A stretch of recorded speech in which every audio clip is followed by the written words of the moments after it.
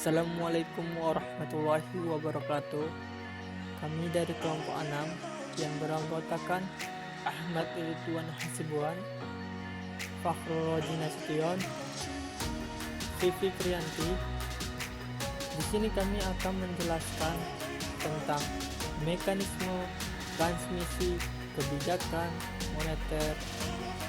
Mekanisme transmisi kebijakan moneter.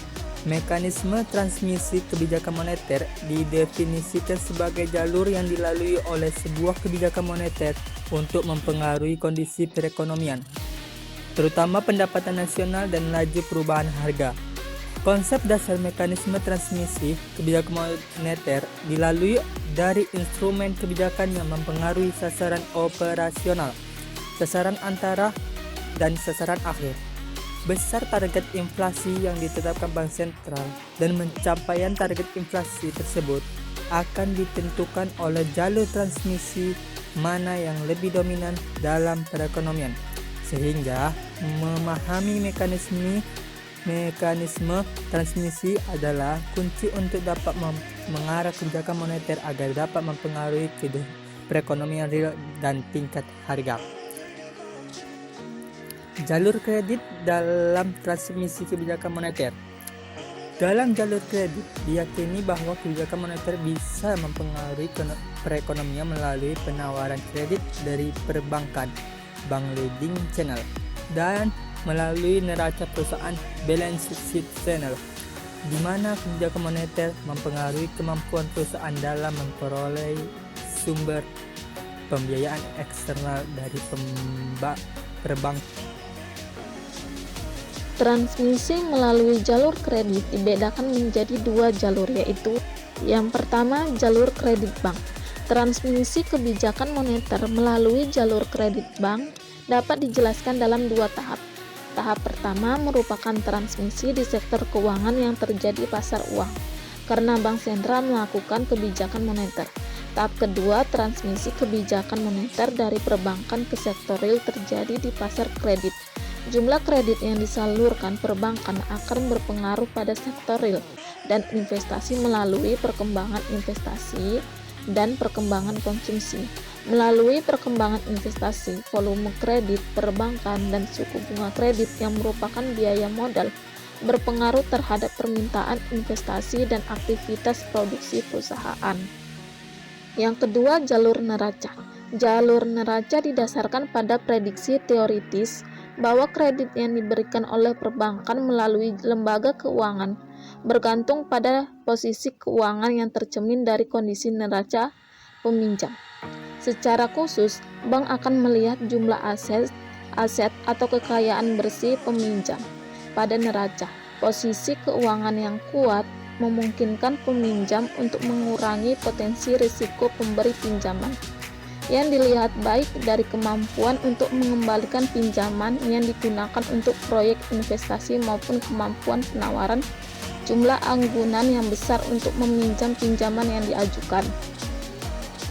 Nah, di sini saya menggunakan mekanisme transmisi kebijakan moneter melalui jalur kredit perbankan.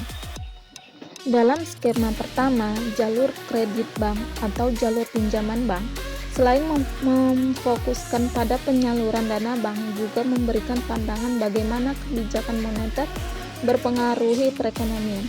Jika terjadi ekspansi moneter dalam liabilitas bank yang dilakukan pihak lain, maka kemampuan bank untuk menyalurkan pembiayaan meningkat. Peningkatan tersebut mempengaruhi ketersediaan kredit atau pinjaman bank untuk menambah pengeluaran, yaitu dengan meningkatkan investasi. Dalam peningkatan investasi inilah akan berpengaruh pada sektor real. Begitulah penjelasan dari skema pertama. Transmisi kebijakan moneter melalui jalur kredit perbankan. Menurut Miskin, tahun 1995, di antara jalur transmisi kebijakan moneter adalah kredit perbankan. Kredit perbankan merupakan salah satu jalur yang penting dalam transmisi kebijakan moneter. Karena jumlah penawaran kredit bank akan mempengaruhi kegiatan investasi dan konsumsi yang selanjutnya berdampak pada tingkat inflasi. Hernando dan Martinez Vegas tahun 2001 menunjukkan bahwa kebijakan moneter kontraktif menyebabkan penurunan DPK, yang selanjutnya akan berdampak pada penurunan jumlah kredit. Akibatnya, beberapa perusahaan dan rumah tangga yang bergantung dari pendanaan bank dan kemungkinan tidak memiliki alternatif akses pendanaan lain akan mengubah keputusan investasi dan konsumsinya. Stiglitz dan Greenwald tahun 2003 menunjukkan bahwa penawaran kredit oleh perbankan ini efektif dalam mempengaruhi kondisi perekonomian. Melalui kebijakan bank dalam membatasi jumlah kredit, atau yang disebut juga dengan credit rationing. Credit rationing merupakan kebijakan pembatasan jumlah kredit yang disalurkan bank dalam kegiatan perekonomian, dengan memperketat persyaratan pengajuan kredit karena beberapa alasan, diantaranya penerapan prinsip kehati-hatian atau prudential banking. Hal ini berimplikasi pada semakin sedikitnya nasabah yang dapat mengajukan kredit. Jalur kredit perbankan dalam transmisi kebijakan moneter mencapai sasaran akhir inflasi. Mekanisme transmisi kebijakan moneter ini bekerja memerlukan waktu atau time lag. Time lag masing-masing jalur bisa berbeda dengan yang lain. Operasionalnya, BI Rates adalah suku bunga kebijakan yang ditetapkan oleh BI selaku otoritas moneter di Indonesia sebagai tingkat suku bunga acuan yang akan mempengaruhi PUAB Rates. PUAB Rates adalah tingkat bunga yang dikenakan pada kegiatan pinjam-meminjam dana antar bank yang terjadi pada pasar uang antar bank.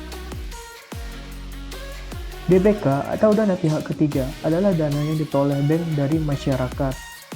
Sekian dari video kami. Assalamualaikum warahmatullahi wabarakatuh.